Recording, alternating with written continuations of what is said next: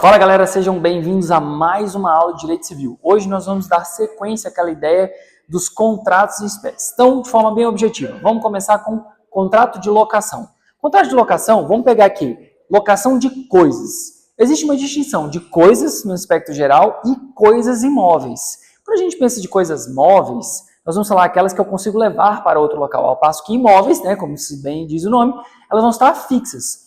Naturalmente a gente pensa, imóveis, beleza, residência, local, galpão e afins. E tá topíssimo, é isso mesmo.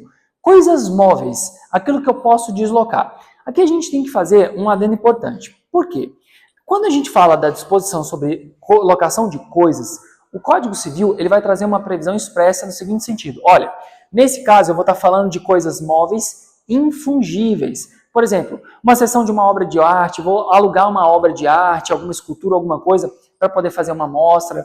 Então, essa é a modalidade que eu vou ter aqui nessa discussão de locação de coisa móvel, porque neste caso a coisa ela é infungível, insubstituível, beleza? Quando eu falo, por exemplo, de emprestar alguma coisa mediante um pagamento, eu vou falar de um contrato de empréstimo, beleza? Então, ponto importante aqui, locação de coisas móveis infungíveis. Pode ser por tempo determinado ou não. Se eventualmente eu não coloquei um tempo determinado, neste caso, eu vou poder fazer uma denúncia e aí dar um prazo para a pessoa me devolver, beleza? Prazo médio, quando a gente fala geral de denúncia, tem ali os 30 dias, tá bom? Principalmente quando a gente fala de contrato de locação de imóvel por tempo indeterminado. Mas ali a gente tem uma legislação específica que já eu entro nisso. Quando eu falo de coisas infungíveis, é importante lembrar, vai ter a posse da coisa e vai poder usufruir e gozar daquela coisa. Ou seja, não vai poder dispor, mas vai poder usá-la. Nesse caso, essa locação, ela se dá mediante uma uma retribuição, ou seja, mediante pagamento de alguma coisa, uma retribuição por estar usufruindo daquela questão. Quando eu falo de reaver essa coisa, vamos pensar o seguinte, eu sou o locador, tu é o locatário.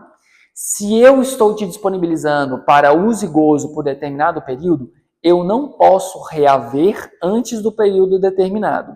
Mas, tu, locatário, se quiser entregar antes do prazo determinado, tu podes me entregar, mas ficará sujeito, submetido a uma multa, ok? Bem, então de forma bem objetiva, sobretudo naquilo que é cobrado em sede de concurso público. Vamos lá, quais seriam os peguinhas para provas e afins? Quando fala de locação de coisa, a questão, em especial o concurso mesmo, não tanto graduação, vai trazer assim, a obra de arte, a Mona Lisa, é sempre uma coisa específica. O enunciado, ele traz um textinho para falar da particularidade daquela coisa em comento. Beleza? Show? Top! Locação de imóvel. Aqui eu tenho que lembrar que locação de imóvel eu tenho tanto a lei do inquilinato quanto previsão geral do Código Civil. Lex speciale, lei específica, lex generalis, Código Civil. Eu vou utilizar a comunhão dos dois para pegar e utilizar a forma correta dos contratos de locação de coisas imóveis, de bens imóveis, beleza? Vamos lá. A legislação é a 8.245 de 91, e aí vamos lembrar da figura do locador, proprietário, locatário é inquilino, e eu tenho ainda uma hipótese chamada de sublocação. Então imagina, eu sou o dono, aluguei para o inquilino. Esse inquilino, por sua vez, sublocou para um terceiro. Ponto importante, a relação entre locador e locatário é direta, ao passo que ao sublocador, ela é indireta, ela é subsidiária. E aí então, subsidiariedade. No caso, o sublocador responde de forma subsidiária, beleza? Professor, mas todo contrato permite isso? Não, pode ser que o seu contrato de locação tenha uma vedação expressa. No silêncio, se admite. Na previsão, se proíbe. Beleza? Show! Pode ser um contrato de aluguel por prazo definido ou indefinido. É muito comum, inclusive, que se tenha assim, 3 anos, prorrogáveis por mais 3 anos, e se eventualmente se prorrogar novamente ou ele não for denunciado, lembra que eu acabei de falar disso?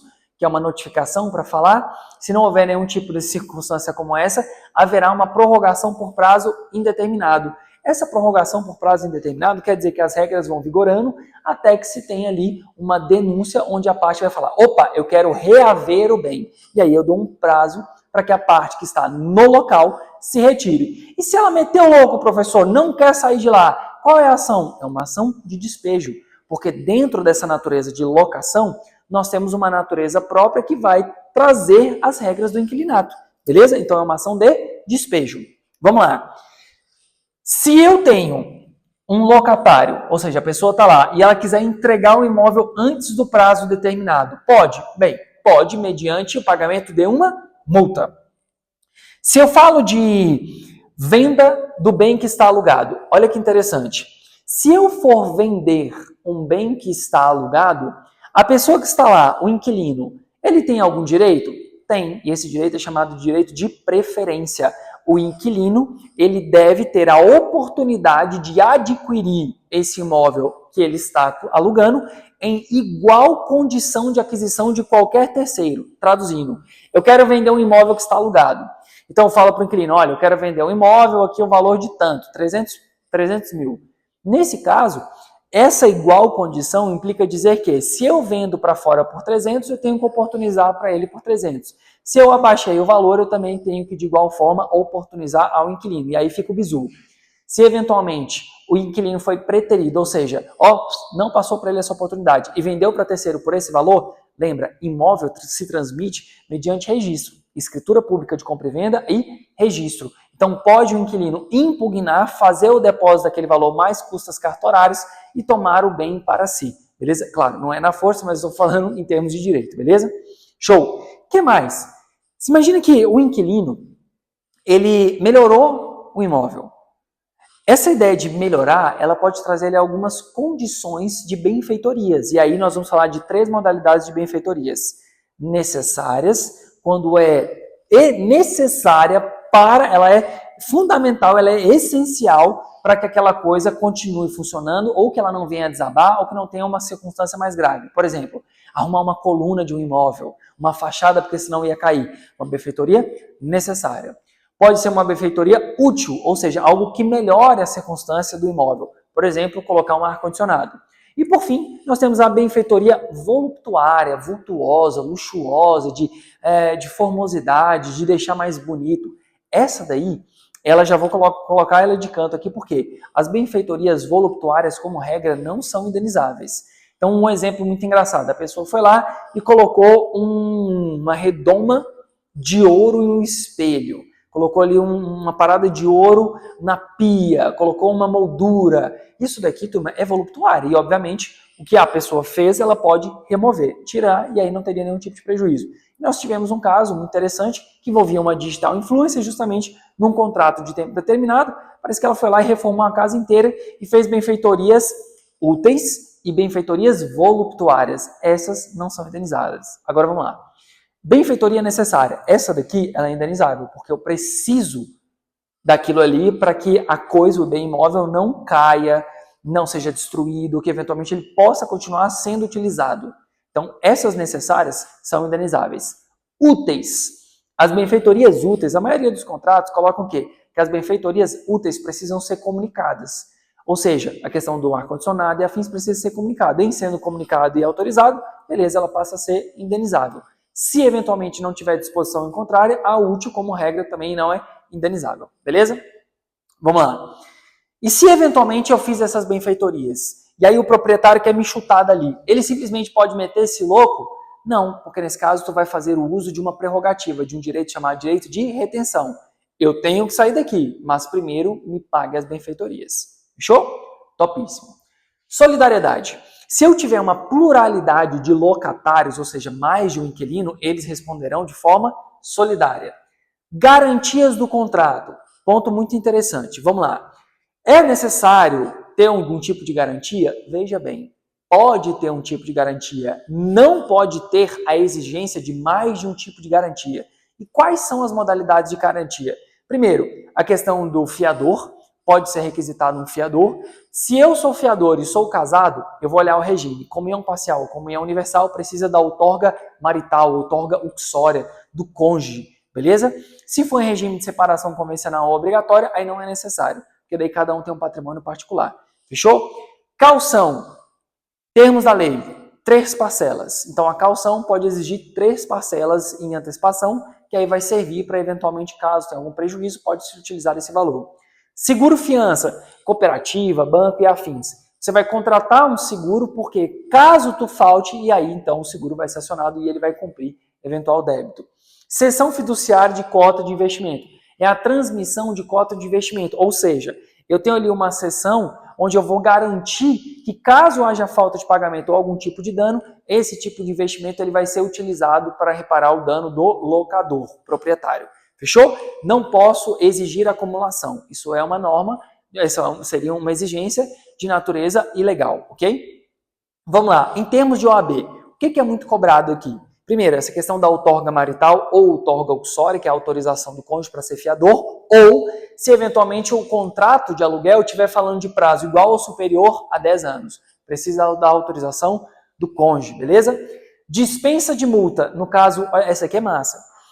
Tem como eu dispensar essa multa quando eu entrego o imóvel antes do prazo? Sim, as partes podem convencionar isso daqui, fazer uma resolução amigável, mas também existe uma dispensa legal, que é o quê? Quando a pessoa que está lá, o locatário, ele tem um serviço e o empregador faz com que ele seja transferido para outra localidade. Então, nesse caso, em caso de transferência do empregado, seja público ou privado, nesse caso, haverá a possibilidade de dispensa da multa.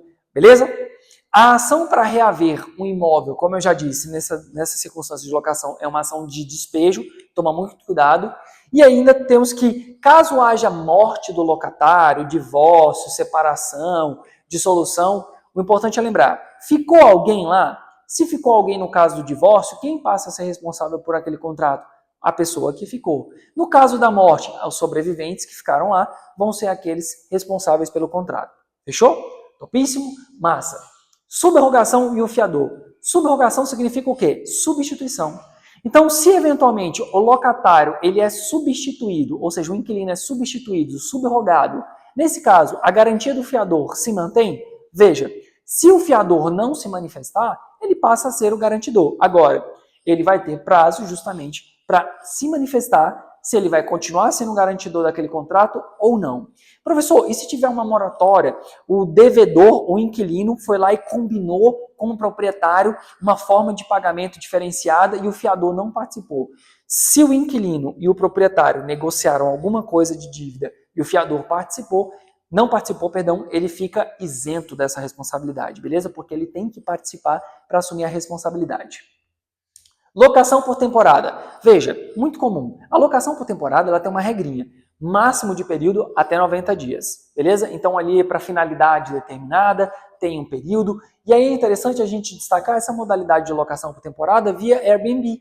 O Airbnb é muito comum, é muito utilizado na prática e o STJ já reafirmou que é válido, mas se a convenção coletiva, a assembleia do condomínio vedar essa modalidade de locação, então vai prevalecer o que a Assembleia Geral do Condomínio determinou. Fechou?